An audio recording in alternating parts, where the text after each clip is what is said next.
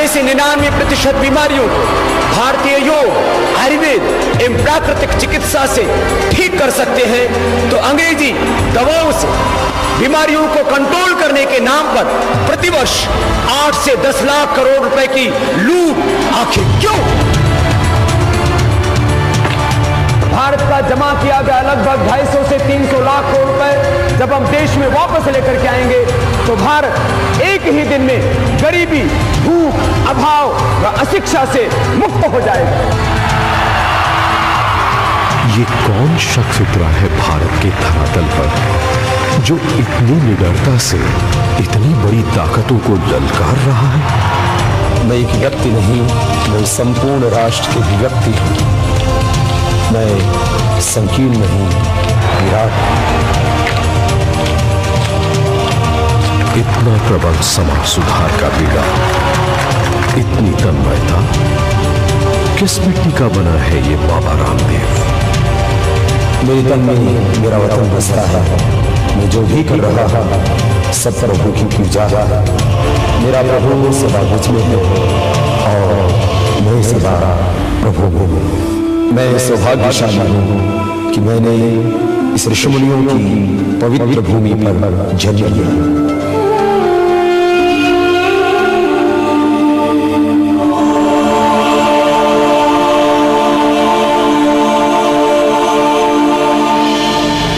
भारत के एक छोटे से हरियाणा के गांव अलीपुर, जिला महेंद्रगढ़ में कुछ साल पहले एक साधारण संयुक्त परिवार में किसान रामनिवास व मां गुलाब देवी के यहाँ एक ऐसे बच्चे ने जन्म लिया जो बचपन से ही परिश्रमी था। दिन भर वो पढ़ता या घर में बड़ों की सेवा करता या फिर खेतों में किसानी में हाथ बटाता। वो तो बिना माँ बाप के कहे ही सेकंड हैंड किताबें खरीद, टायर की चप्पल पहन अपने पे बचत करता और अगर कहीं वो चप्पल टूट जाती तो उस पे कोई चिथड़ा बांध अपने ध्येय की ओर आगे बढ़ जाता। बचपन से ही स्वामी रामदेव को संघर्षों का सामना करना पड़ा। शिशु अवस्था में ही चेहरे को लकवा मार गया था। 6 साल की उम्र में गांव के तालाब में अरे रामदेव की टोपिया बचाओ!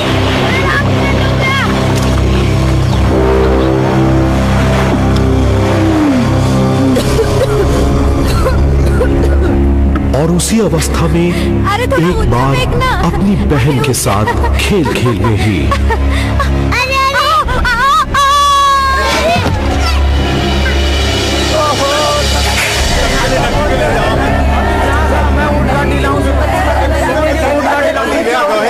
माथे पर बड़ा घाव आया, हाथों पर पैरों पर चोटें आईं, पर हौसलों पर नहीं। आंगन में आ गया छतपा से, तो मेरे को तो ऐसा लग गया कि अब बच्चा बचेगा नहीं, तो फिर भगवान ने बचा लिया। उसकी माँ उसकी प्रेरणा थी जो दिन भर परिश्रम करती थी, उत्साह और उमंग से, सहजता और सरलता से, और साथ में प्रेरणा थी भारत की अनेकों महान विभूतियों की। देश मेरे, देश मेरे,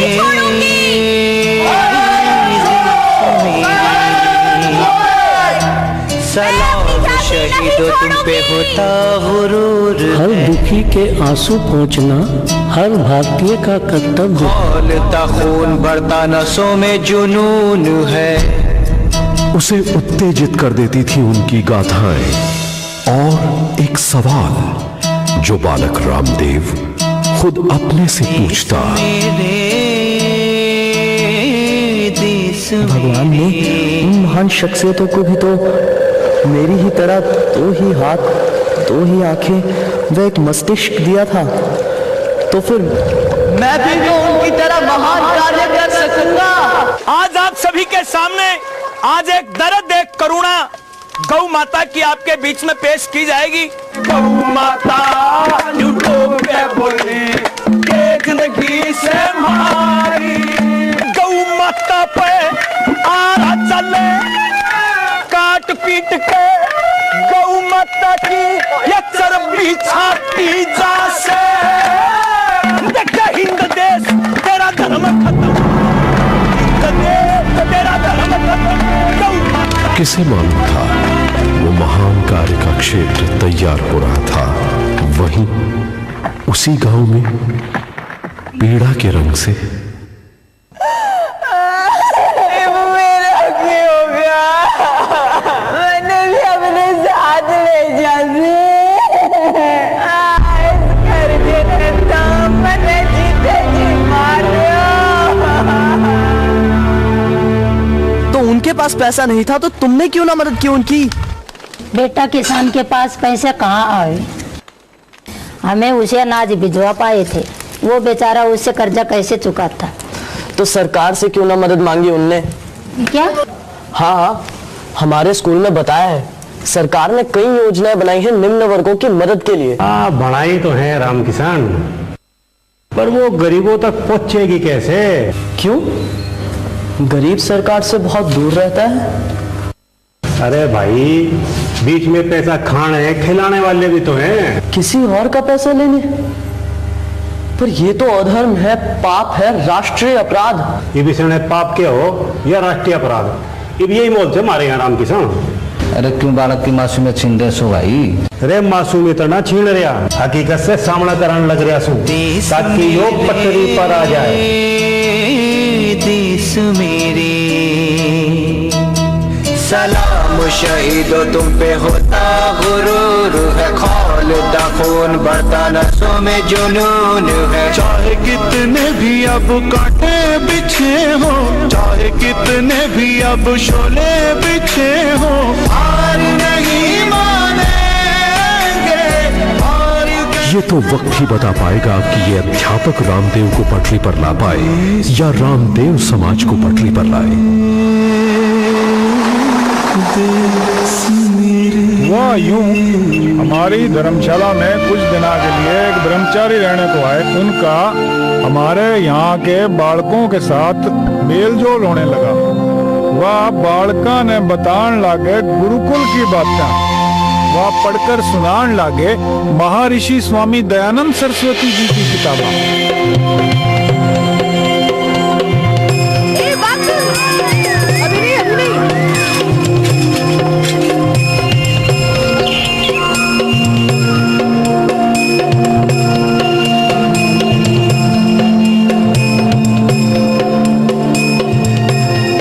भारत की प्रगति तभी होगी जब यहाँ के लोग जातिवाद से मुक्त होंगे। भारतीयों को अंग्रेजों से भी आजाद होना है, और अंग्रेजियत से भी, और भारतीय कमजोरियों से भी, जैसे अंधविश्वास, नारी शोषण। खाना खा लो। हाँ, आ रहा हूँ। जिस प्रकार समाज में फैली कुरीतियों को देखकर स्वामी दयानंद सरस्वती जी का मन पीड़ित हो उठता, वैसे ही बालक रामदेव का भी। जैसे जैसे स्वामी दयानंद स्वतंत्रता संग्राम व स्वदेशी राज का नाद बजाते, वैसे ही बालक रामदेव भी देश के लिए कुछ करने को मचलने लगते।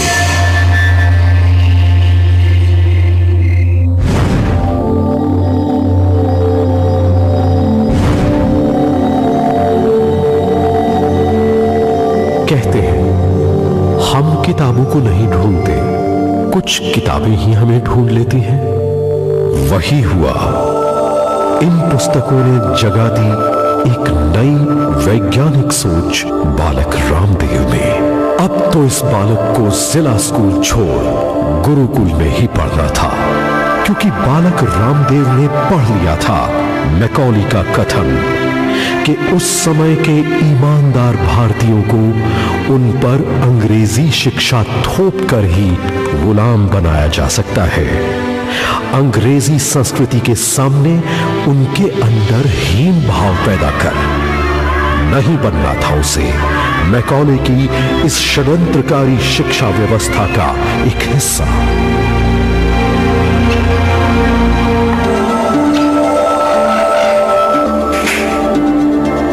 एक दिन वो माता पिता को बिना बताए घर से कुछ पैसे निकाल चल पड़ा गुरुकुल की तलाश में।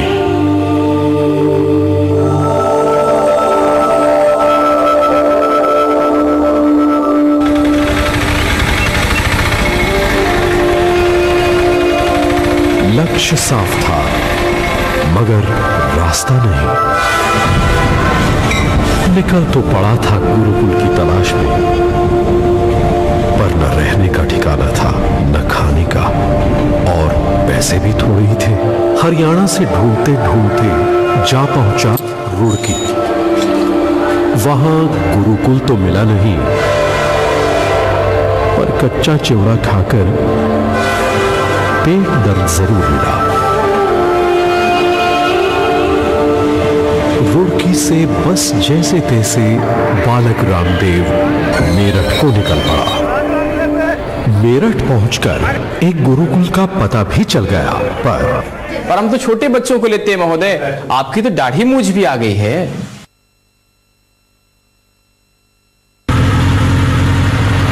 मेरठ से ढूंढते हुए वो जा पहुंचा कालबा गुरुकुल, पर हम तो बड़े विद्यार्थियों को प्रवेश देते हैं। भाई मेरे, आपकी तो अभी दाढ़ी मूंछ भी नहीं आई।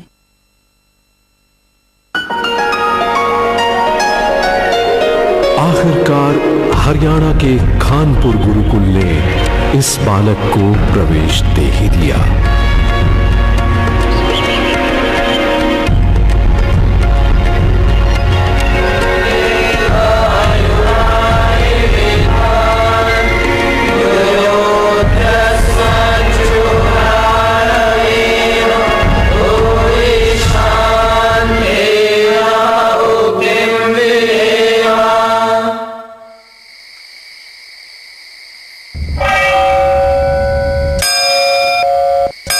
आर्यवीर,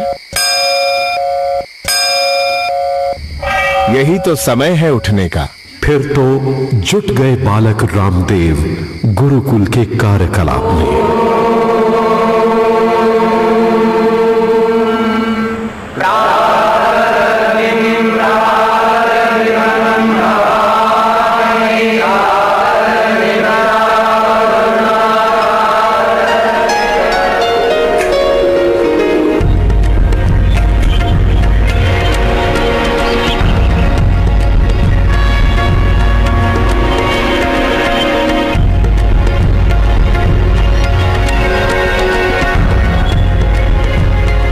और इसी गुरुकुल शिक्षा प्रणाली में बालक रामदेव का परिचय हो गया एक अलग जीवन पद्धति, योग से।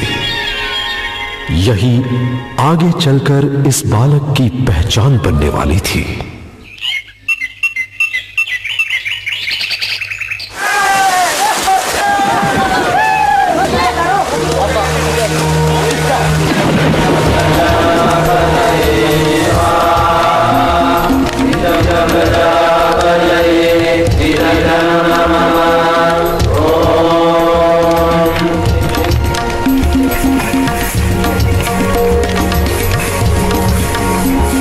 बालक रामदेव ने देखा कि गुरुकुल में न सिर्फ पढ़ाई पे जोर दिया जाता, बल्कि शारीरिक उन्नति को भी बराबर का महत्व दिया जाता और सेवाओं में भी शिक्षा दी जाती,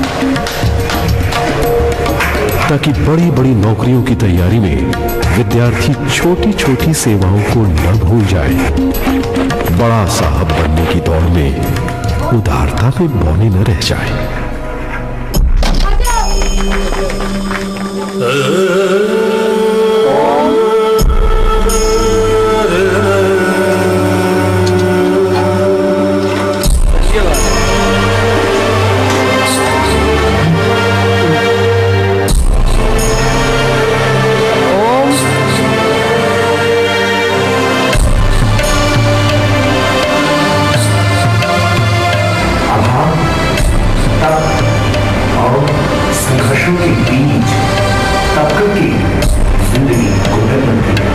इसीलिए हमारी गुरुकुलीय शिक्षा प्रणाली में हमारे पूर्वज ऋषि मुनि विद्यार्थियों को अभाव, तप और संघर्षों की भट्ठी में तपाते थे, जिससे कि जिंदगी में मजबूत संघर्षों के बीच और प्रतिकूलताओं के बीच सफलता के शिखर पर पहुंच सके। और मुझे तो तपस्वी भी बनना था। क्या हो गया ब्रह्मचारी? कुछ नहीं गुरुजी, सर्दी पर विजय पाने का प्रयत्न कर रहा हूँ। आपने कहा था ना, जो तपस्वी बनना चाहे उसे सर्दी व गर्मी सहन करने का अभ्यास करते रहना, बस वही कर रहा था। कैसा ग्रहणशील है मेरा ब्रह्मचारी, तुम्हारा संकल्प सदा पूर्ण हो। इसी खातिर जन्मा था क्या तन्ने कि तू घर छोड़ के भाग लिया? तन्ने सुना नहीं? चल घर वापस।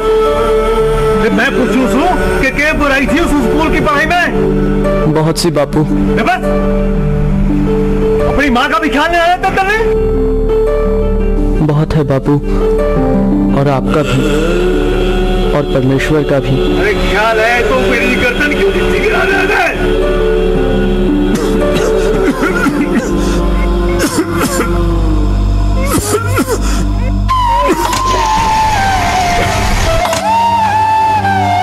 वो तो यहाँ ब्याही हमारे गांव की बेटी ने तन्ने पहचान लिया, तभी तो पता लग गया हमने तेरा। वह बोली राम निवास किया, अनाज ना था तो हम भिजवा देते, लड़के से भीख क्यों मंगवाने लग गया? बापू ये भीख नहीं है, ये भिक्षा है। भीख तो तब होती अगर हम काम चोरी करते। ये सच में गर्दन नीची करने के लिए ही है। अगर अहंकार है मन में तो क्या किस काम का? तो और ये भी समझना है कि गरीब से गरीब तक के अन्न जल से पोषण हुआ है हमारा, तो उनके प्रति कुछ कर्तव्य है हमारा। ये तो सीधा साधा चाले है कि हाथ फोटा तोड़ दे रहा मैं, पर वचन देने लग रहा है। बापू कुछ भी तोड़ दो, जान भी ले लो, तो भी मैं ये भारतीय शिक्षा प्रणाली नहीं छोड़ूंगा।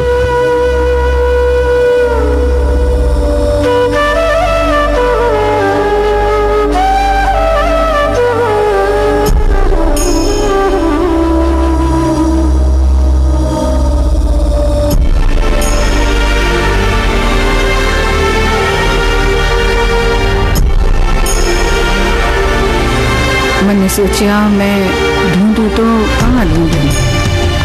फिर 15 दिन बाद में फिर मिलिया, तो फिर थोड़ी सी एक इमरा सी हुई, तो उन्हें बोलिया कि माँ मैं तो देश की खातिर अच्छा काम करूँगा, तू रोया मत कराना, तू मेरे को आशीर्वाद दिए जा, मैं अच्छा ही काम करूँगा जो भी करूँगा जो। इसी प्रकार दिल्ली के गौतम नगर गुरुकुल में ऐसा ही एक और जिज्ञासु बालक बाल कृष्ण शिक्षा ले रहा था। जबकि गुरुकुल के परिश्रमी वातावरण में प्रायः बच्चों को उनके माँ बाप भेजते हैं, पर नन्हे बाल कृष्ण भी बालक रामदेव की तरह स्वेच्छा से दूसरा स्कूल छोड़ यहाँ पहुंचे थे। ये होनहार भी घर वालों से बिना बताए निकल गए थे गुरुकुल के लिए। उन्होंने तो गुरुकुल में जाने के पैसों की भी कहीं और से व्यवस्था करा ली थी।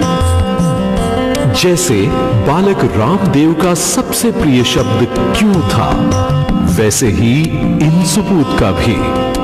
वो तो कभी अध्यापकों के सामने प्रश्नों की झड़ी ही लगा देते।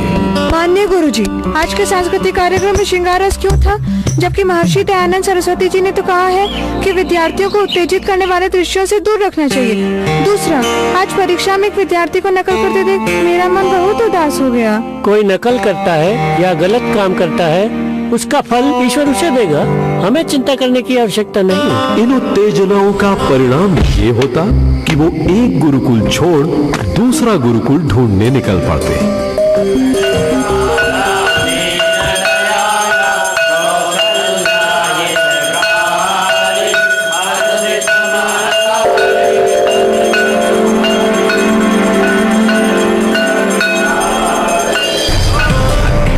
और ये खोज उनकी जारी रहती, जिसका एक लाभ ये हुआ कि उन्हें अलग अलग प्रणाली की सोच जानने को मिली। दूसरा लाभ इस खोज का ये हुआ कि जब वो हरियाणा के खानपुर गुरुकुल में जा पहुंचे तो वहां उनका परिचय बालक रामदेव से हो गया और जल्द ही ये दोस्ती में बदल गया। ब्रजी, आप कितना परिश्रम करते हैं? आप कब से यहाँ हैं? बस जब से जिला स्कूल छोड़ा इसी गुरुकुल में हूँ। मेरी तो 3 बदलियां हो चुकी है। क्यों? मन स्थिर नहीं है? जब कुछ प्रश्नों के उत्तर नहीं मिलते तो मन अस्थिर हो जाता है, और अत्याचार दिखे तो भी मन अस्थिर हो जाता है। अन्याय को तो मैं बिल्कुल ही सहन नहीं कर पाता हूँ। नमस्ते दादी।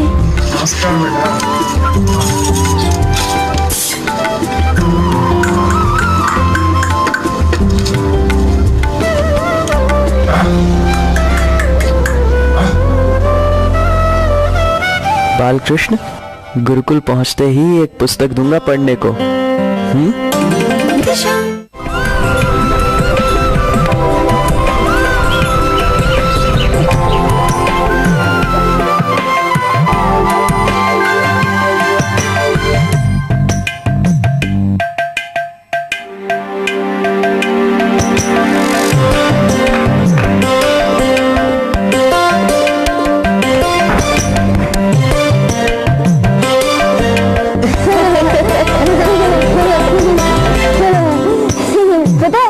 इसे बांटता हूँ लोगों को, ताकि उन्हें अपने जीवन के सत्य के बारे में तो पता चले।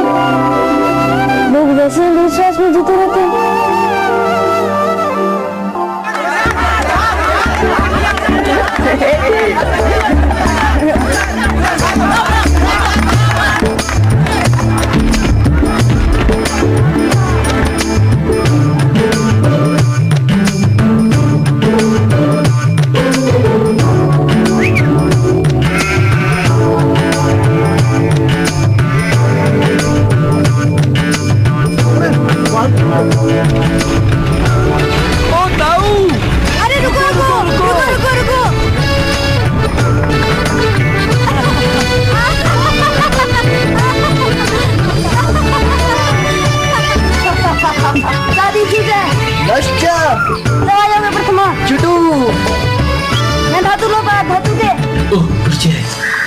हाँ ब्रह्मचारी, तैयारी जोरों पर है? जी गुरुजी।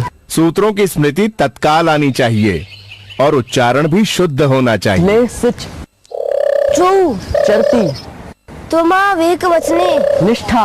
भारतीय बालक और बालिकाओं की अष्टाध्यायी अंताक्षरी प्रतियोगिता में प्रथम पुरस्कार जाता है खानपुर गुरुकुल के विद्यार्थी रामकृष्ण और बालकृष्ण को।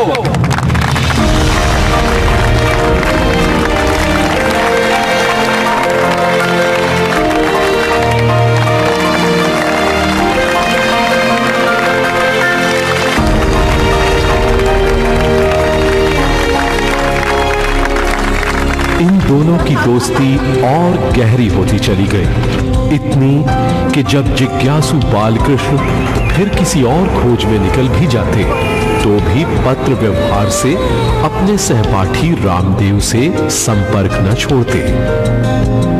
ये कोई पूर्व जन्मों का साथ था या कोई अधूरा कार्य जो इन दोनों को मिलकर पूरा करना था? वैसे उस वक्त ये मालूम कहा था, उस वक्त तो मन इधर उधर भी चला जाता। मुझे पता चल गया मुझे क्या बनना है। मुझे दुनिया का सबसे तेज दाग बनना है जिसे कोई नाराज करे। अरे वाह। और फिर कुछ ही पलों में ये मन हार भी जाता।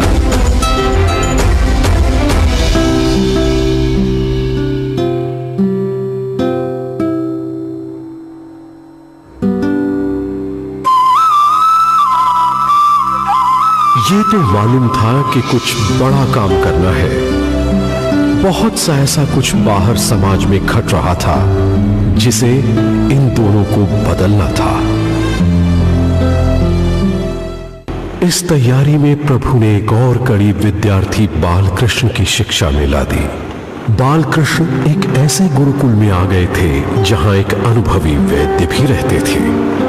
विद्यार्थी बालकृष्ण तो जैसे उमड़ पड़े ज्ञान के इस अनमोल खजाने के लिए। जड़ी बूटियां क्या सचमुच इतने रोग दूर कर सकती है?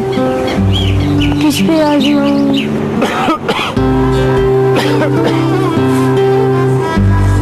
वेदों का पाठ याद करने के लिए बैठाए हो और तुम यहाँ क्या कूट रहे हो? जी जड़ी बूटी आयुर्वेद तो वेदों का ही अंग है गुरुजी।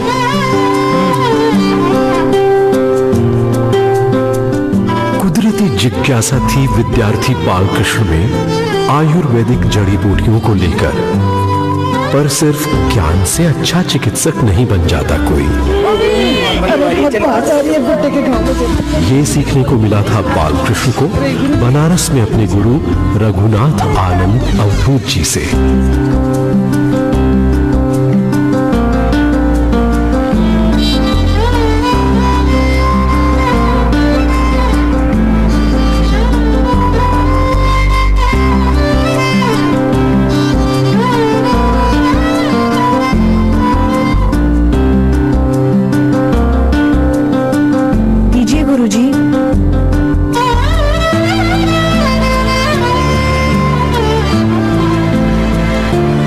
मुझे लगा जब गुरुजी ये काम कर सकते हैं तो मैं क्यों नहीं कर सकता।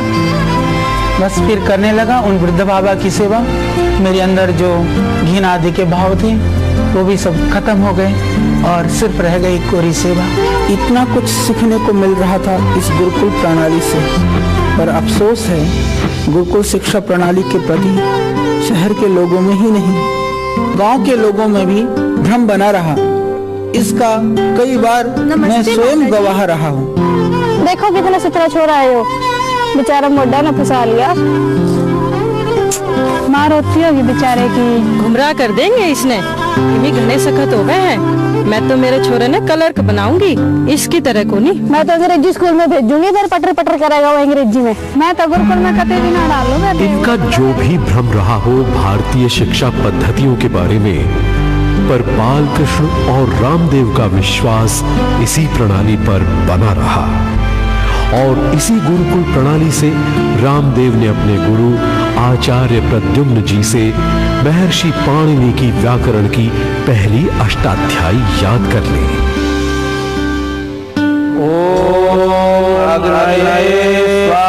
फिर गुरुकुल कालबा में गुरु आचार्य बलदेव जी से व्याकरण सहित वेद वेदांग की शिक्षा दीक्षा ग्रहण की और बन गए रामकृष्ण से आचार्य रामदेव।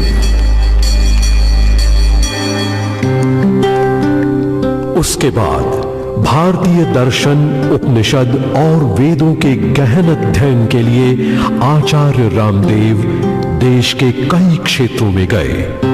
कभी दक्षिण के विद्वानों के पास, तो कभी सौराष्ट्र, तो कभी महाराष्ट्र के विद्वानों के पास। कई विरले योगियों से योग की बारीकियां समझी।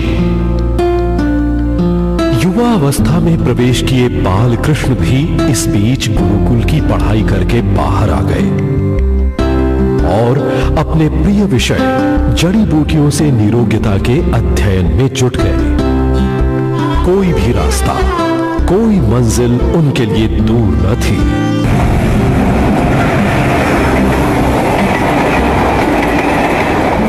जहां जिस रोग के इलाज के बारे में पता चलता वे वहां पहुंच जाते। हिमालय पर बसे साधुओं से भूख और सर्दी को कम करने वाली जड़ी बूटियों का ज्ञान मिला, तो यहीं के वैद्यों से लिवर रोग और माइग्रेन ठीक करने वाली जड़ी बूटियों के बारे में पता चला। कई बार पारंपरिक ज्ञान ढूंढते गलत लोग भी मिले, पर ज्यादातर सीखने को ही मिला। वैसे ही आधुनिक विशेषज्ञ यानी बॉटनिस्ट से भी ज्ञान मिला और भेड़ बकरियां चराने वाले आदिवासियों से भी शिक्षा मिली अल्सर व चोट ठीक करने की। आचार्य रामदेव की यात्रा भी जारी थी, जीवन दर्शन व योग की। लेकिन इसी यात्रा में एक और हकीकत भी सामने आ रही थी, बढ़ता भ्रष्टाचार और देश में गिरते मूल्य। बचपन की पीड़ा सुलग गई। इस आत्मचिंतन का नतीजा ये हुआ कि आचार्य रामदेव ने एक गुरुकुल का संचालन करने की सोची और वे जा पहुंचे गुरुकुल किशनगढ़ खासेड़ा। योजना ये थी उनके मन में कि उन्हें अब गुरुकुल प्रणाली से कोई एक नहीं, कई कई चरित्रवान IAS IPS ऑफिसर तैयार करने थे, जिनके जरिए वो भारतीय व्यवस्था के कायाकल्प का विचार बनाए थे। उधर देश भर में भ्रमण करते आयुर्वेद के ज्ञान से सशक्त हुए आचार्य बालकृष्ण ने इस प्रणाली को जन जन में फैलाने के लिए इसकी चर्चा अपने मित्र आचार्य रामदेव से की कि वे अब गुरुकुल से निकलकर बाहर की दुनिया को संबोधित करें। आचार्य रामदेव भी कुछ ऐसा ही सोच रहे थे।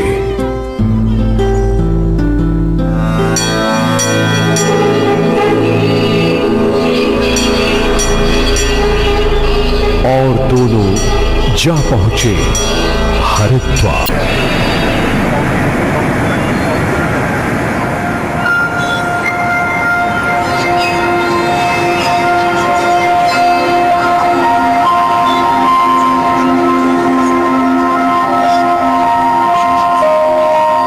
और यहां से ये दोनों सीधे उतर गए समाज सेवा में।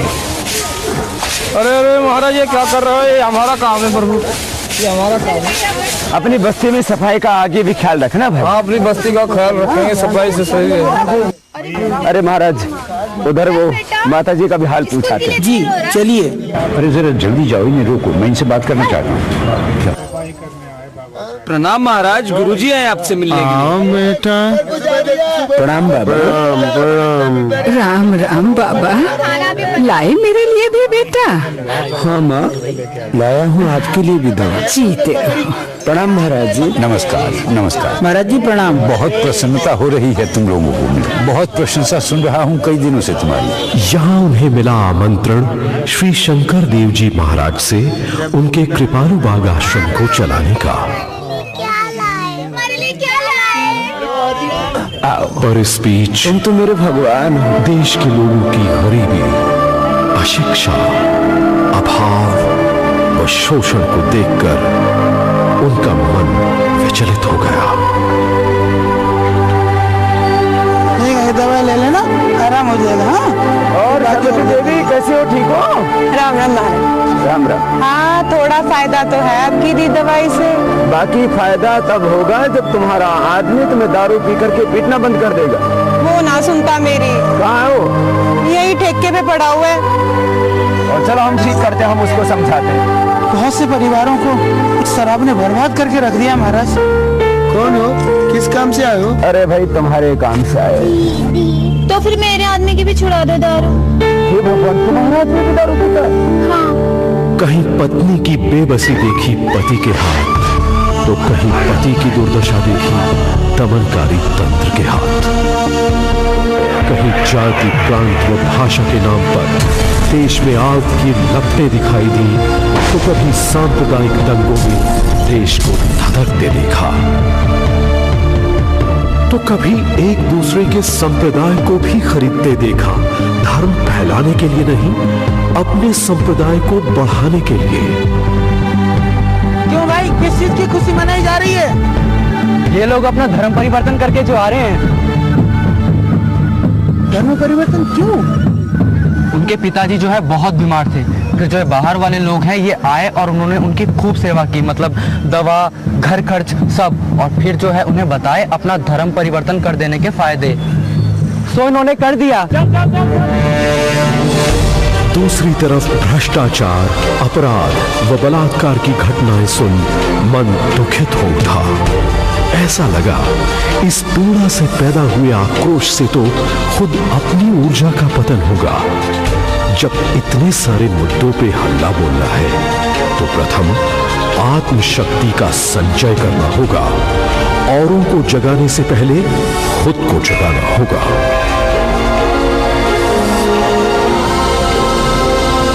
और पहुंच गए दोनों गंगोत्री में, भारत की तपोभूमि, गंगा की जन्मभूमि गंगोत्री। यहाँ आज भी कई कई पुण्य आत्माएं घोर ध्यान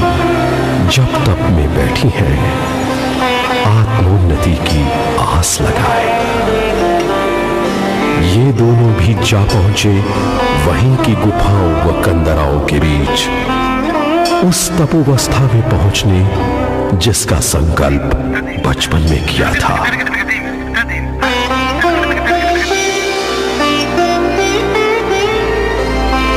अज्ञात में उतरकर ज्ञात को पाने, क्योंकि निर्विचार स्थिति में पहुंचकर ही दिव्य विचार का अवतरण होगा।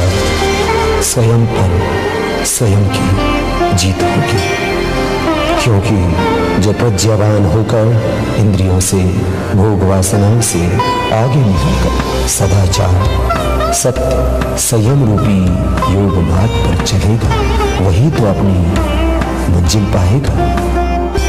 वैसे भी इंद्रियों पर नियंत्रण और अध्यात्म की भूख यह बचपन से ही मेरे हृदय में थी, और वह भी तब जब मैं 9-10 वर्ष का था, और समाज सुधार की भावना के बीज भी बचपन से ही मेरे हृदय में अंकुरित हो रहे थे।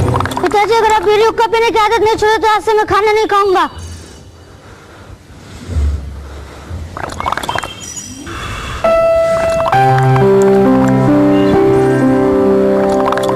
रे दद्दू रे पप्पू रे राजेश रे मेरी माँ सद रही है, सब लोग खाने वास्ते आ जाओ। खाना देना के हमको भूखा मार दीजिए, अमेरिका खाना खाता है हमको भूखा मार दीजिए। मान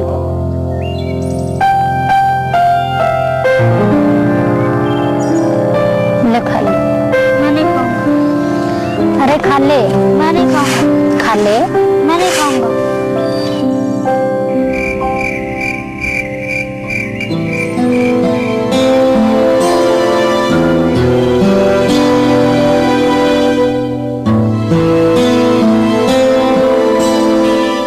इस पूर्णमासी को बाबा बख्शीदास जी के मंदिर में सत्संग के दिन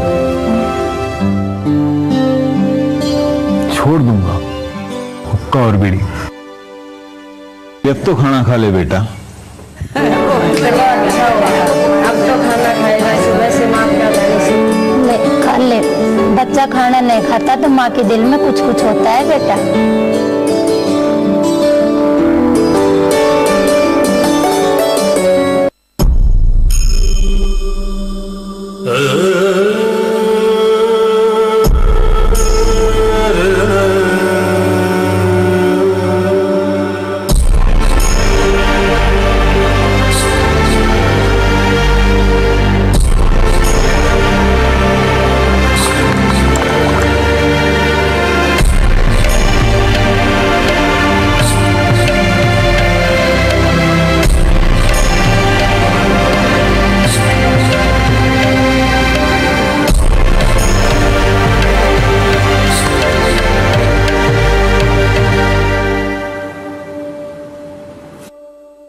सुमित्रा, कुछ खबर मिली बेटे की? क्यों, तुम्हारा आदमी पता नहीं लगा रहा? क्या बताऊं, वो तो कहते हैं सही राह निकल पड़ा है बालकृष्ण, बढ़ने दो उसे, रोको मत। हाँ, तुम्हारे आदमी ने भी तो कितनी मुश्किल से शादी के लिए हाँ की थी। अब क्या कहें, कोई लोग अपना अच्छा भला घर छोड़कर जाने क्या ढूंढने निकल पड़ते हैं, जंगलों में पहाड़ों में, पता नहीं क्यों। जब तक ध्यान द्वारा व्यक्ति की स्वयं से पहचान नहीं होगी, उसकी आत्मशक्ति जागृत नहीं होगी। पर ये मन वश में आए तो ना। अर्जुन ने भी तो कहा था कृष्ण को कि वायु को काबू किया जा सकता है, पर मन को नहीं। ध्यान में बैठने पर भी ये मन या तो खोया रहता है अतीत की यादों में या भविष्य की चिंताओं में। समझना ये है, अतीत व्यतीत हो चुका है तथा भविष्य अभी आया ही नहीं। अतः योग का अर्थ है वर्तमान में जीना।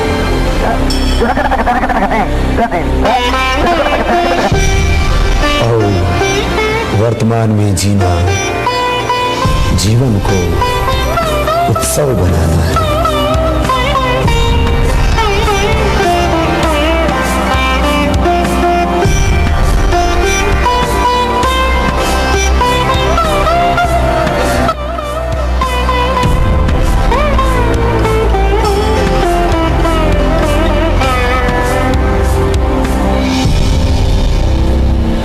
क्यों स्वामी जी, कुछ फर्क पड़ा? ये बालकिशन जी जब सेवा करते हैं बहुत फायदा होता है। देखना बालकृष्ण, एक दिन तुम बहुत बड़े वैद्य बनोगे। मन के पार जाने से ही व्यक्ति अपने अस्तित्व से जुड़ता है। योगश्चित्त वृत्ति निरोधा। गुरुजी, हमरा भाग में का लिखा है, कुछ बताएं। अरे हाथ तो ठीक है, अपने कर्म अच्छे कर लो, भाग्य तो अपने आप ठीक हो जाएगा। बाबा जी, आप खांसते रहोगे क्या तकलीफ है? हाँ, लगता है आपको दमा की बीमारी। आओ मेरे पास आओ, आपको योग कराता। अतः योग का अर्थ है अपने केंद्र से जुड़ना और अपने ही स्वरूप का दर्शन समय करना। यही तो है साधना का पथ, मुक्ति का मार्ग।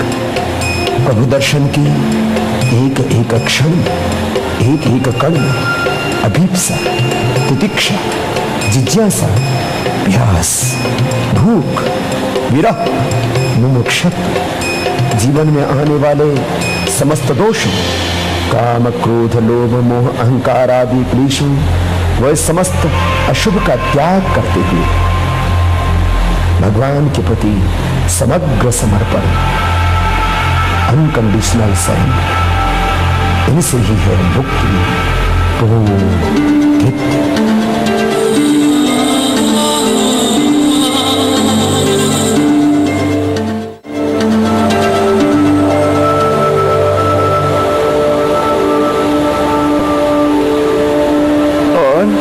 अनुज, कैसे हो?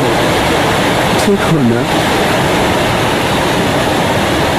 कुछ कहने को मन ही नहीं आता, बस प्रभु की आज्ञा में कहने को जी जाता। चाहते तो आचार्य रामदेव भी यही थे, पर क्या यही भूमिका थी उनकी इस जीवन में?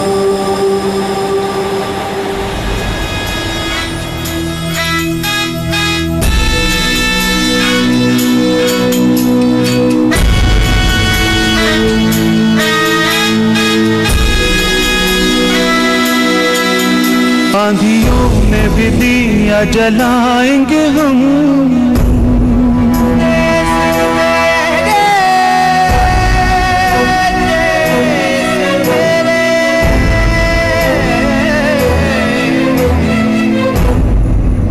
आंधियों में भी दिया जलाएंगे हम, दुखी जन का दर्द मिटाएंगे हम। आओ हाथ बढ़ाए, बाज़रों को मिटाए, हौसले कम होना तेरे। देश मेरे, देश मेरे,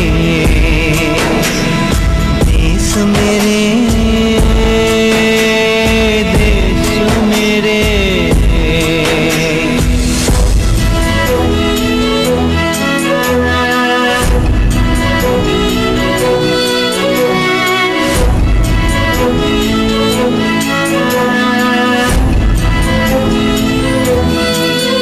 जो कहते थे रोशनी लाएंगे हम,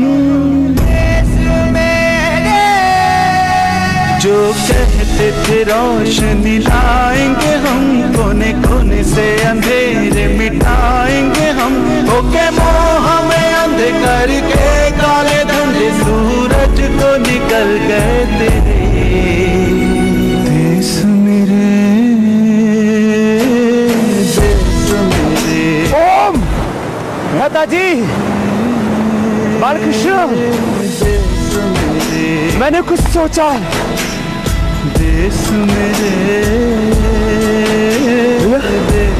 बात तो करनी पड़ेगी और कुछ करना भी पड़ेगा। आचार्य रामदेव को लगा आत्म स्वरूप में आ जाने से जो ऊर्जा प्रकट हुई है उन दोनों में, अब उन्हें इस ऊर्जा, इस बोध को वापस समाज में लगाना होगा, क्योंकि मां भारती पुकार रही है अब उन्हें। इस बार कुछ अलग करने के लिए उन्हें लगा आगे की आध्यात्मिक यात्रा अब इन सेवाओं के साथ साथ करें।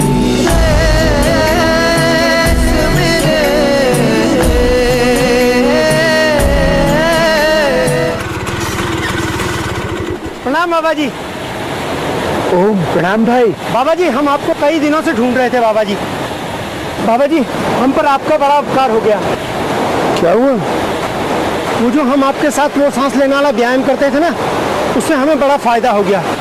क्यों जग गई कुंडली? नहीं कुंडली नहीं जगी, लेकिन वो जो हमें मिर्गी के दौरे पड़ते थे ना हर दूसरे तीसरे दिन, वो नहीं पड़े अभी पिछले 3 महीने से। ये मेरी पत्नी है, इसको भी कमर में दर्द रहता था, गिर गई थी ना एक बार, मैंने भी इसको भी सिखा दिया वो सांस लेने वाला व्यायाम। अब इसको भी बहुत फायदा है। प्रणाम स्वामी जी। मेरा आर्टरीज में ब्लॉकेज हो गया था, अभी चेक करवाया तो पता चला कि वो 80% ठीक हो गया है। मैंने तो बस आपका वो सांस वाला व्यायाम।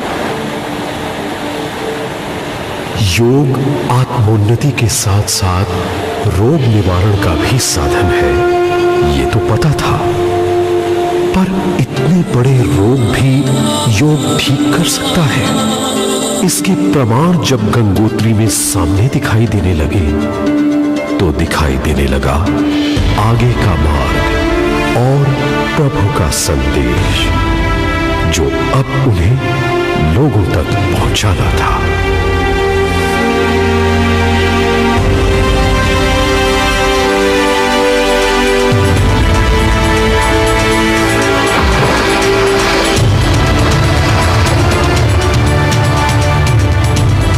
हे प्रभु, हे मां गंगे, हम तेरे पुत्र आज ये दृढ़ संकल्प लेते हैं कि हम अब अपना संपूर्ण जीवन लोगों को निरोग बनाने में ही लगाएंगे और भारत को स्वस्थ, समृद्ध और चरित्रवान बनाएंगे तथा अपने पूर्वजों की संस्कृति के प्रति लोगों को जागरूक व गौरवान बनाएंगे, ताकि आगे चलकर फिर कोई उन्हें भ्रमित न कर सके। ये वादा है हमारा जननी मां भारती तुझसे।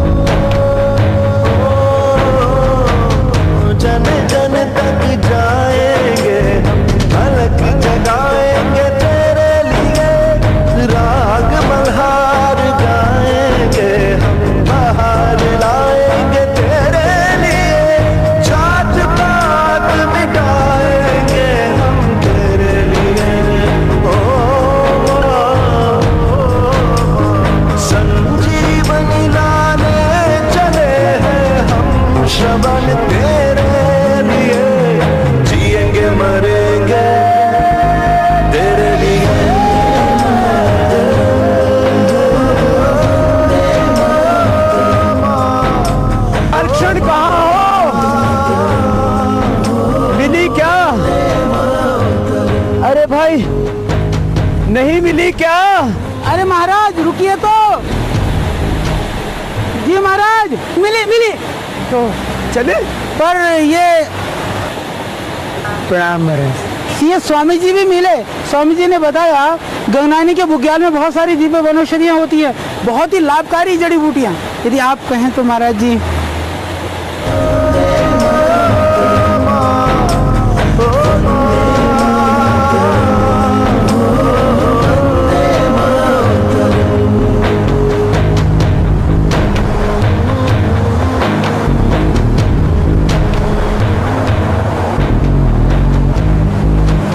प्रणाम महाराज। महाराज जी प्रणाम। महाराज जी कहाँ से आ रहे हैं? महाराज जी कहाँ जा रहे हैं? हरिओम तत्सत, बाकी सब गपशप।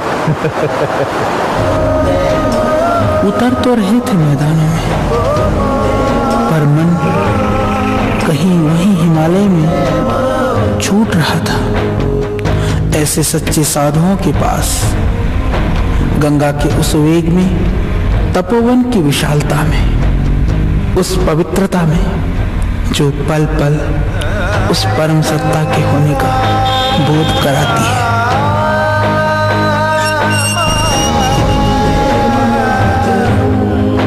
आ गए? राह देख रहा था कब से, पता है, पता था कि हो न हो एक दिन तुम दोनों अवश्य आओगे और यहीं से अपना कार्य शुरू करोगे। यहीं हरिद्वार से, मेरे गुरु कृपालु देव जी की तपोभूमि से, इस महान शहीदों वीरों की धरती से। यहाँ देश पर कुर्बान होने वाले वीर आया करते थे। हाँ, रास बिहारी बोस अपने साथी स्वतंत्रता सेनानियों के साथ यहीं तो गुप्त मीटिंग किया करते थे।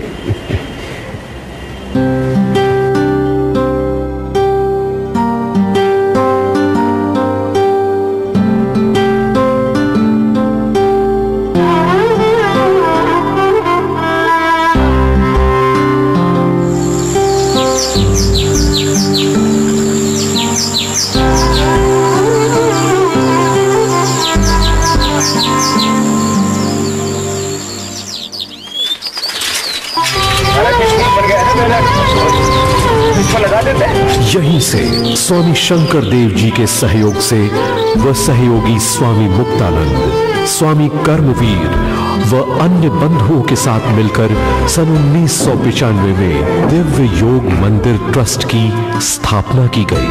उस कृपालु बाग आश्रम से जहां कभी स्वतंत्रता संग्राम क्रांति का नाद बजता था, नाद आज भी स्वतंत्रता का ही था, मगर स्वतंत्रता मात्र अंग्रेजी राज से नहीं, हमें स्वतंत्रता चाहिए अपनी भीतर की उस पराधीनता से। आजादी चाहिए हमको मैकाले की शिक्षा पद्धति से, जिसने सदियों तक हमको गुलाम बना करके रखा। आजादी चाहिए हमको अशिक्षा से, भूख से, अभाव से, दरिद्रता से, रोगों से। देखो, जो मैं आपको ज्ञान दे रहा हूँ, यह मेरा इजाद किया हुआ नहीं, बल्कि हमारे पूर्वज ऋषि मुनियों से जो हमने योग और आयुर्वेद का ज्ञान प्राप्त किया, मैं मात्र उसकी याद दिला रहा। कृपालु बाग आश्रम बन गया था रण क्षेत्र इतने सब मुद्दों का। अब करेंगे हम भुजंगासन के बाद प्राणायाम। देखने में ये प्राणायाम बहुत हल्का लगता है, लेकिन इसमें सब समस्याओं का समाधान है।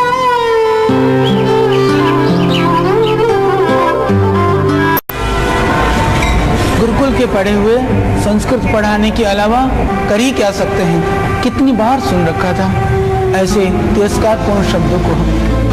मैंने सोचा मैं ऐसी जगह जाऊंगा जहां मुझे कोई नहीं जानता होगा और वहां भी कुछ करके दिखाऊंगा। और फिर मैं पहुंच गया पोरबंदर। दोनों पैरों को सामने रखिए, हाथों को सांस भर के ऊपर उठाओ और धीरे धीरे छोड़ते हुए सामने झुकेंगे। बहुत बढ़िया आचार्यजी, बहुत સરસ। એવું છે કે ભાઈઓ અને બહેનો, આ આચાર્યજી આપણને યોગ તો શીખવાડી રહ્યા છે, પણ એ પછી ફ્રી, એકદમ ફ્રી છે. તમારી ટ્રીટમેન્ટ પણ કરશે. जिनको भी कोई रोग है ક્યાંય न जाओ, आचार्य जी ने बताओ. હું ગેરંટી સાથે કહું છું, बहुत आराम मिलेगा. ए मोटा भाई, અમને બતાવો ને તમારો આર્થરાઇટિસ. હવે મારે નથી બતાવવું યાર. નીમ હકીમ ખતરે જાન. હું તો સમજ નહીં યાર. अस्सलाम वालेकुम. हाँ अब्दुल, हमें लगता है कि आप सचेत कोई पीर छो. क्या हो गया? अरे साहब, वो बता था ना, वो एक्यूप्रेशर. जी उससे तो मेरी एडी का दर्द बिल्कुल जरूर दे गई हूँ साहब. रेकड़ी पे खड़े होने को नहीं बनता था. हाँ, धंधा चौपट हो रहा था. पर साहब, आपने जो दवा बताई थी वो बाजार में मिल ही नहीं रही. એ વાત સાચી છે હો. અત્યાર સુધી બજારમાં મારી દવા મળે જ નહીં. અમારે શું કરવું તમે કયો? तो फिर मेरा भी करी दियो ने एक्यूप्रेशर और दवा भी लखी दियो. अरे तो ठीक है, जब शुद्ध आयुर्वेदिक दवाइयाँ बाजार में नहीं मिल पा रही तो तुम लोग खुद ही दवाइयाँ बनाना क्यों नहीं शुरू कर देते? कैसे? कहाँ से? यही कृपालू बाग आश्रम से. और कहाँ से? क्यों, तैयार हो? हाँ, हमेशा. मुझे पता है, इसीलिए तो तुम्हारा इंतजार था. और मुझे ये भी पता है कि पूरे देश को तुम्हारा इंतजार है.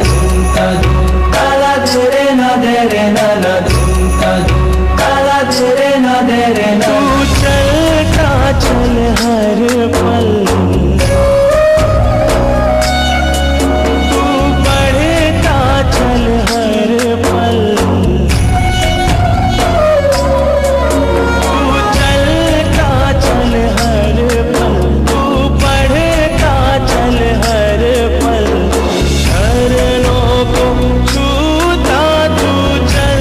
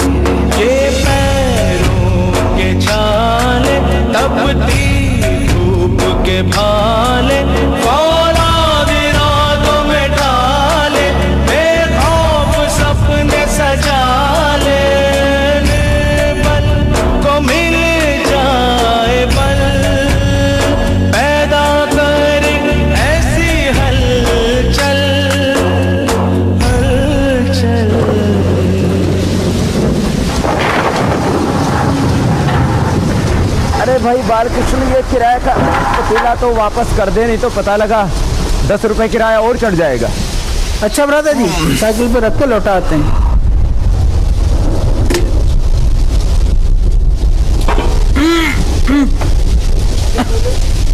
उठाइए. अरे सब्र टूटे तो क्या है, हौसले छूटे तो क्या है, हंसती को अपनी मिटा ले, आरज़ू को अपनी जगा ले. तू पतंगे जैसा मचल, आग की आगोश में जल. तू चलता चल हर पल,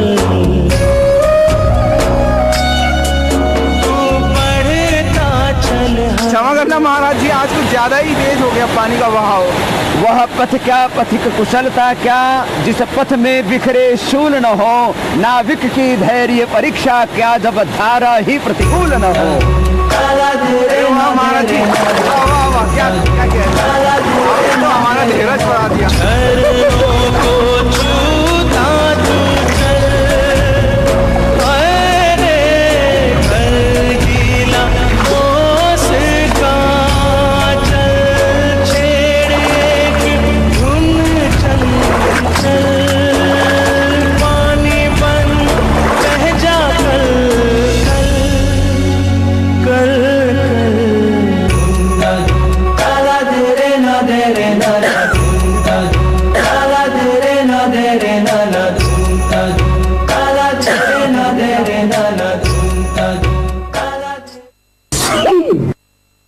राधा जी आप अपना भी तो ध्यान रखा करो, ये दवाई ले लो।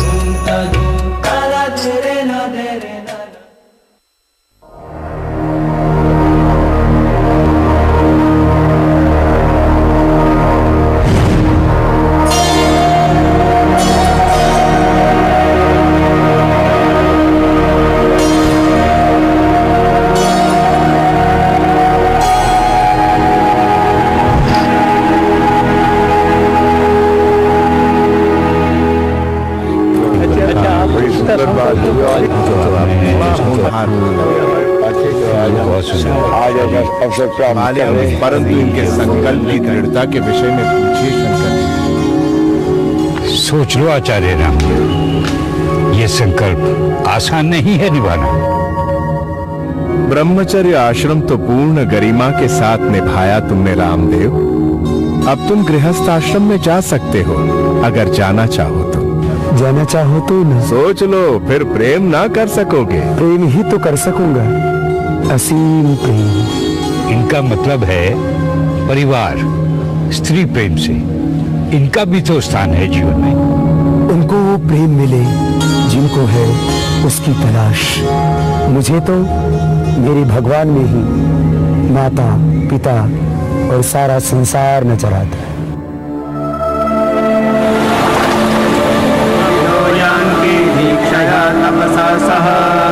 अग्निर्माता तृणयतु अग्निर्मेधं दधातु मे अग्नये स्वाहा। ओम भूः संन्यस्तं मया स्वाहा। अब स्वामी रामदेव जी संन्यास धर्म का संकल्प लेंगे।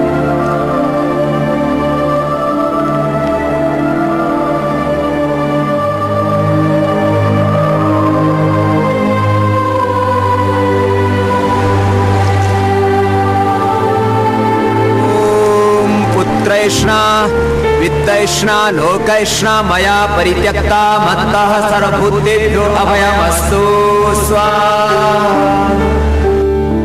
मैं आज से पुत्र वैशिष्ट आदि के मोह से ऊपर उठकर अपने संन्यास धर्म का पालन करूं।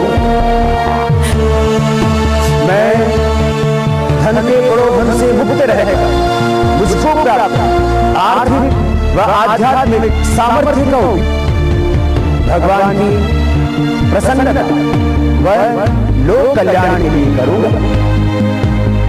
मैं मान प्रतिष्ठा की इच्छा का त्याग करके अनासक्त होकर अपना कर्म करूंगा। मैं आज से सब प्राणियों को अभय दान प्रदान करता हूं।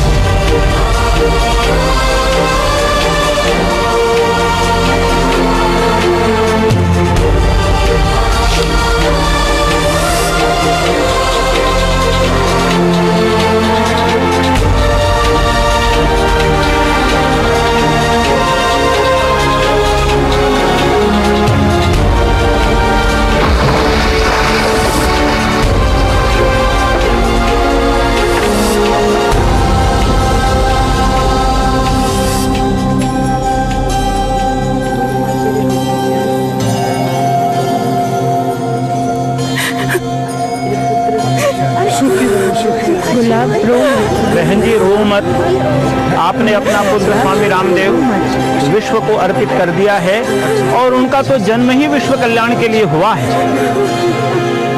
उस वक़्त तो लगा कि ऐसा बेटा जो संन्यास ले ले, यो मेरा तो बहुत ही विद्वान बेटा था, बहुत पढ़िया करता, मैं तो न जानू मेरे लिए कुछ करेगा।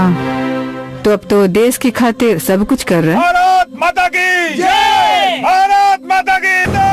पापा देख मारू कौन सी गाड़ी चलाने दे? हाँ भाई, ओ महाराज कहाँ बैठते बड़े वैद्य जी? इस तरफ वहाँ बैठते हैं, उधर। अरे छेड़ मत इसे। बेटा चुप बैठो, बड़े डॉक्टर आने वाले हैं। इंजेक्शन लगाएंगे। चुप रहो, देखते नहीं पापा के गर्दन में दर्द है। अरे संभालो इन्हें, कुछ तोड़ ताड़ देंगे। क्या कभी यहाँ दर्द, कभी यहाँ दर्द, कभी यहाँ दर्द। अब तुझे कमा के खिलाने के लिए तो दर्द हुआ है, और तू है कि जाहिल हो तो बताते नहीं बाप से कैसे बात करते हैं। बेटा पापा से अच्छे से बात करते हैं। औरों से नहीं है पापा। तुम इधर आ।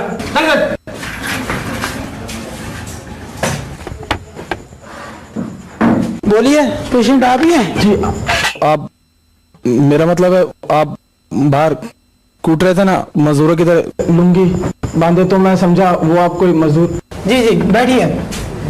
हाँ ये नहीं, पैसा नहीं, आप नाड़ी दिखाइए जरा। इधर इधर इधर बैठिए। हाँ बैठिए। बहुत गैस बन रही है, बहुत ज्यादा पेट गड़बड़ है। जी जी बिल्कुल, बहुत गैस बनी हुई है और शौचालय की आती नहीं है, किस्तों में जाना पड़ता है, इसलिए दफ्तर में भी लेट हो जाता हूँ। और ये गर्दन इतनी अकड़ चुकी है कि नीचे आती नहीं है, देखिए। स्वामी जी को पता था निरोग उन्हें लोगों को शरीर से भी करना है और मन से भी। तनाव ठीक होगा तो रोग ठीक होंगे। और योग एक स्वस्थ जीवन दर्शन है। योग एक उपचार की वैज्ञानिक पद्धति है जो हमें विकारों और तनाव से मुक्त कराती है। पर जिस देश ने योग आयुर्वेद की शिक्षा पूरी दुनिया को दी, उसी देश में योग आयुर्वेद का कोई भविष्य ही नजर नहीं आ रहा था।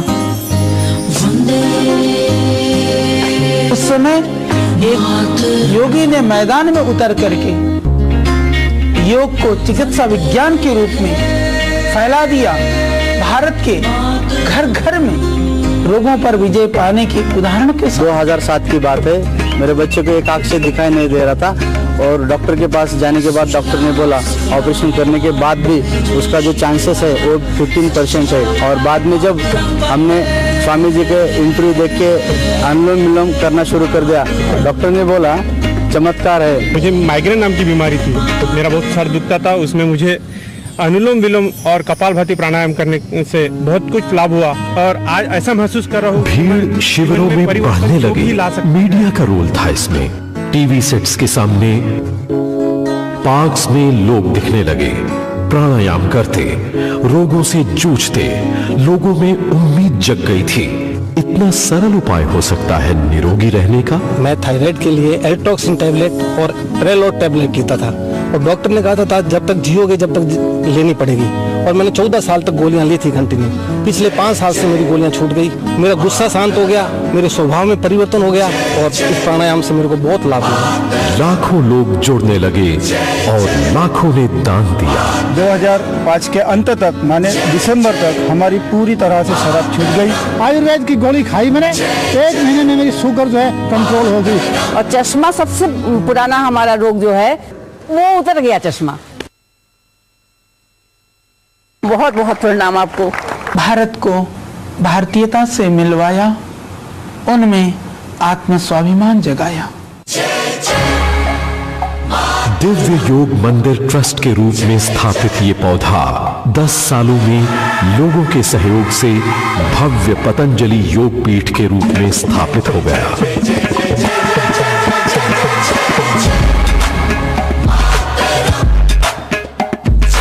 और फिर जुट गए योग आयुर्वेद को जन जन में फैलाने के लिए।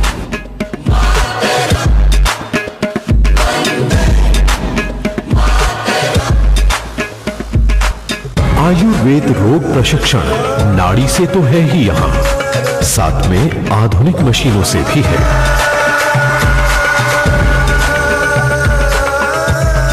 जबकि दिन शुरू होता है इस अस्पताल में हवन व विश्व कल्याण की प्रार्थना के साथ, जैसे इनके बचपन में हुआ करता था।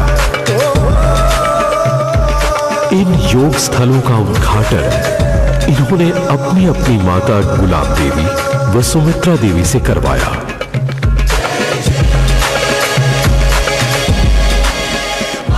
जब मिलने लगा लोगों को लाभ और बढ़ने लगी लोगों की भीड़, तो इतनी बड़ी जगह भी छोटी पड़ने लगी। इसलिए निर्मित किया द्वितीय चरण का भव्य भवन।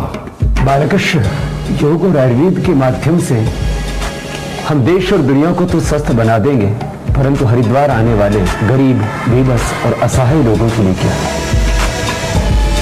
तो उनके लिए बना दी एक विशाल धर्मशाला, जहां 1000 लोग निःशुल्क रह सके और 5000 लोग निःशुल्क प्रसाद पा सके।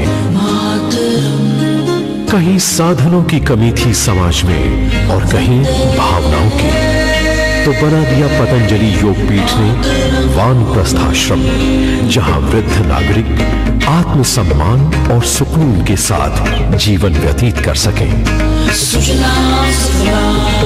उच्च गुणवत्ता युक्त आयुर्वेदिक औषधियों को बृहद स्तर पर निर्माण कर उचित मूल्य पर उपलब्ध कराना ये एक बहुत बड़ी चुनौती थी। तो देशवासियों के सहयोग से एक विशाल आधुनिक फार्मेसी तैयार करवा दी गई, जहां औषधि निर्माण के साथ विश्व के अत्याधुनिक मानकों के अनुसार अनुसंधान भी किया जाता है। क्वालिटी कंट्रोल पर हम विशेष ध्यान रखते हैं। जो प्रोडक्ट प्रमाण पे नहीं उतरता वो रिजेक्ट हो जाता है। इतना ही नहीं, आचार्य जी स्वयं भी इंस्पेक्शन करते हैं। और रोगियों के कष्ट निवारण करने लगी ये जड़ी बूटियों से बनी औषधियां। जैसे ही ये विस्तार आर्थिक उन्नति लाने लगा, वैसे ही बीच में यकायक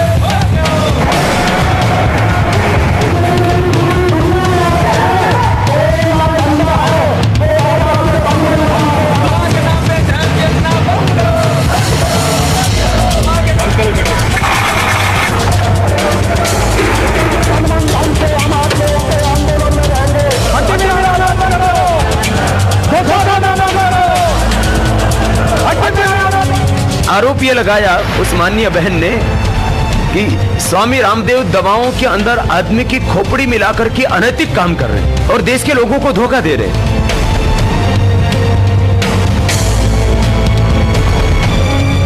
इस घटना से मन तो दुखा, पर फिर देशवासियों के प्यार और स्वीकृति ने उसका मुंहतोड़ जवाब दिया।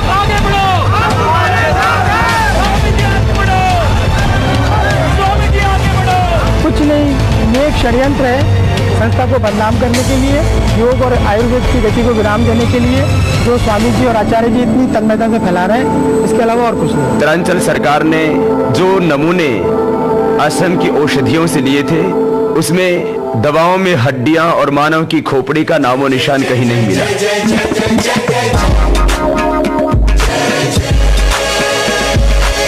विरोधियों ने जितना विरोध किया, उतना ही लोगों का प्यार और संस्था की शक्ति बढ़ती गई। आयुर्वेद व योग विश्वविद्यालय का काम शुरू कर दिया पतंजलि योगपीठ ने। एक बड़ा सा योग ग्राम भी बना दिया लोगों की तनाव कम करने के लिए। योग्य चिकित्सक के बिना सही चिकित्सा संभव कहाँ, इसलिए आयुर्वेद कॉलेज बना दिया पतंजलि योगपीठ ने। आयुर्वेद का प्रचार न होने में योग्य चिकित्सकों की कमी और एक लंबे अंतराल तक इसके ऊपर अनुसंधान न होना है, तो तैयार होने लगे यहां से योग्य आयुर्वेद डॉक्टर्स। पतंजलि योगपीठ ने प्रयत्न किया जीवनदायिनी जड़ी बूटियों के संरक्षण और संवर्धन का। इतना सब कुछ कर रहे थे, पर डेटा की आवश्यकता थी।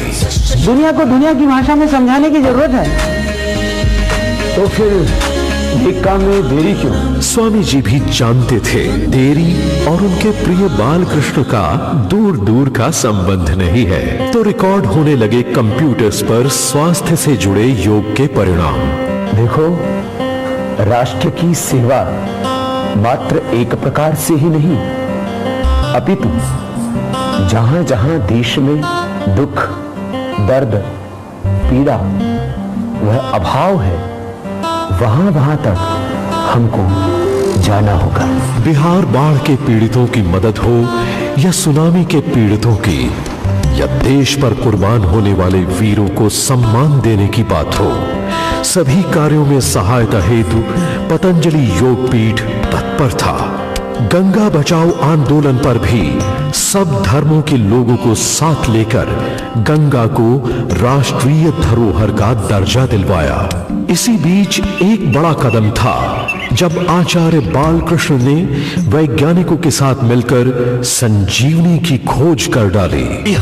एक और पीड़ा का भी समाधान करना था स्वामी जी को, किसान की आर्थिक व्यवस्था में सुधार। इसको संबोधित करने का एक छोटा सा तरीका सोचा उन्होंने, एक बड़ा सा फूड व हर्बल पार्क बनाकर जहां किसानों को उनकी मेहनत का उचित दाम मिले। और गुरुकुल प्रणाली का क्या? जिस गुरुकुल की शिक्षा पद्धति ने विषमताओं में भी अविचलित रहकर पुरुषार्थ व सेवा करना सिखाया, उस गुरुकुल शिक्षा प्रणाली के प्रति लोगों को जागरूक करके बच्चों को प्रेरित करना था। इसलिए गुरुकुल किशनगढ़ घासेड़ा का संचालन पतंजलि योग पीठ ने अपने हाथ में ले लिया। स्वामी जी महाराज की एक इच्छा थी कि हम एक ऐसे गुरुकुल का संचालन करें जहां पर आधुनिक शिक्षा और इस मिट्टी से जुड़ी शिक्षा दोनों का संगम हो। धीरे धीरे पूरे विश्व में बाबा रामदेव के योग प्रचार के कार्यों को स्वीकृति मिलने लगी। कभी न्यू जर्सी में सम्मान मिल रहा था उनके सामाजिक कार्यों को, तो कभी न्यूयॉर्क की नासू काउंटी में और कभी ब्रिटिश संसद के हाउस ऑफ कॉमन्स में।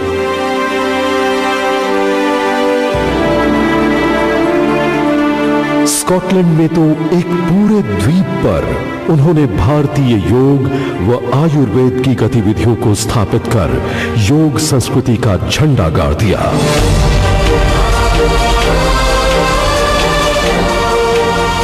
पड़ोस में बसे नेपाल में भी योग व आयुर्वेद की गतिविधियों से लोगों का उद्धार किया। जी बेटा पूछिए। स्वामी जी, आपके पास भी हमारी तरह दो ही हाथ है, दो ही पैर है और हम सब की तरह एक ही मस्तिष्क, लेकिन फिर भी आप इतना सारा काम कैसे कर पाते हैं? स्वामी जी, एक बात तो हम सब भी आपसे जानना चाहेंगे। पिछले 10 सालों में आप दोनों के रहन सहन में कोई भी परिवर्तन नहीं है, परंतु आपकी गतिविधियों में इतनी प्रगतिशीलता के पीछे क्या रहस्य है? एक जीवन में इतना सब कुछ असंभव सा लगता है। देखो बेटा, असंभव को संभव करने का अपार सामर्थ्य, क्षमता, शक्ति और ऊर्जा तुम्हारे ही भीतर है। बस समय का सम्मान करो। 6 घंटा नींद के लिए 1 घंटा योगाभ्यास, 1 घंटा नित्य कर्म और 2 घंटा परिवार को देते हुए 14 घंटा बिना रुके निरंतर परिश्रम करो। एक दिन आप भी आसमान की ऊंचाइयों तक जरूर पहुंचोगे। बाधाओं में रुको नहीं, संकटों के सामने झुको नहीं और निंदाओं से विचलित ना होकर के जब तक दम में दम है बेदम नहीं हो, जब तक ध्येय न मिल जाए तब तक आगे बढ़ते रहो। स्वामी जी, आचार्य जी, अब आपकी फ्यूचर प्लानिंग क्या है? देखो बेटा, मेरा जन्म ही आत्मोत्थान और राष्ट्रोत्थान के लिए हुआ। मैं इस देश की मिट्टी में पैदा हुए अन्न जल को खा करके जीवित हूँ। इस देश की माँ बहन बेटियों, इन करोड़ों भारतीयों की आंखों के आंसू मेरे दिल की वेदना पीड़ा और उनकी खुशहाली ही मेरी प्रसन्नता है। मेरे देश का प्रत्येक व्यक्ति सम्मान और स्वाभिमान के साथ जिए। सब देशवासी समृद्ध, संस्कारवान व चरित्रवान हो। एक भी व्यक्ति की मौत भूख, पर बीमारी से ना। मेरे और मेरी अनुज बालकृष्ण का थे। योग और आयुर्वेद से देशवासियों की सेवा करना तो है ही, पर इस सबको प्रचलित करवाने के लिए और एक संस्कारवान भारत और विश्व का निर्माण करने के लिए मेरी सबसे पहली लड़ाई भ्रष्टाचार से है।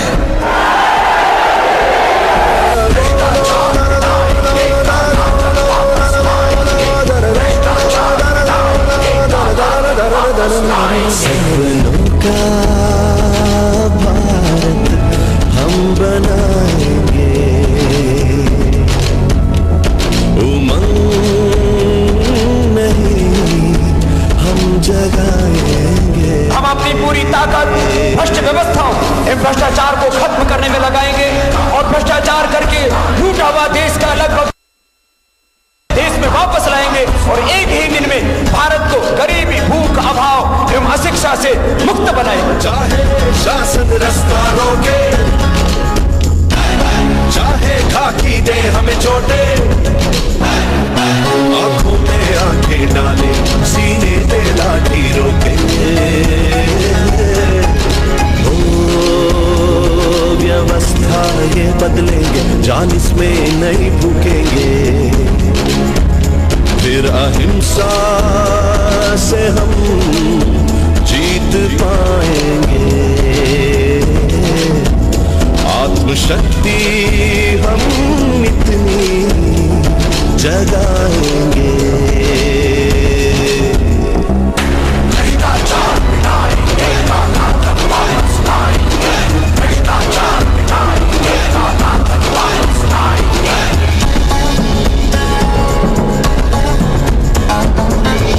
गांव में जाएंगे, सोचे कि नहीं फैलाएंगे, गांव में जाएंगे, सोचे कि नहीं फैलाएंगे।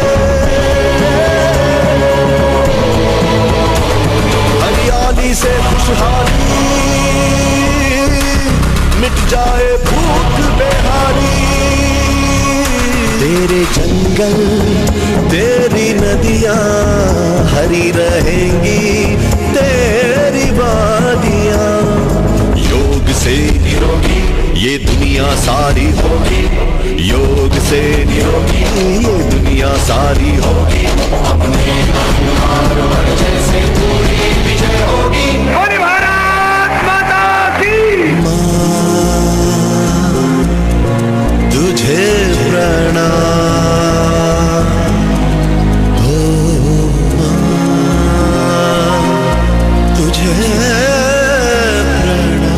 बस लोगों को जगाना है, जागो और जगाओ, यही है हमारा अध्याय।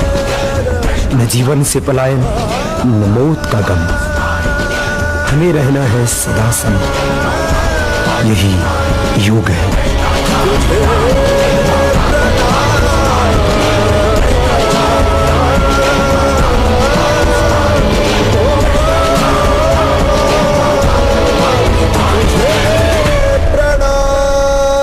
अनासक्त रहकर कर्मफल की इच्छा से रहित होकर इस ध्येय की ओर अग्रसर होना ही हमारा लक्ष्य है। स्वामी जी, इस रास्ते में कोई डर?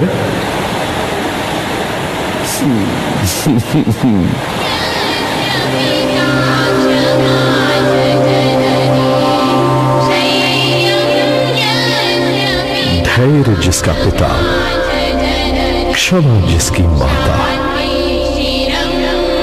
शांति जिसकी पत्नी, सत्य जिसका मित्र, दया जिसकी बहन, संयम जिसका भाई, भूमि जिसकी शैया, दिशाएं जिसके वस्त्र, ज्ञान जिसका भोजन है।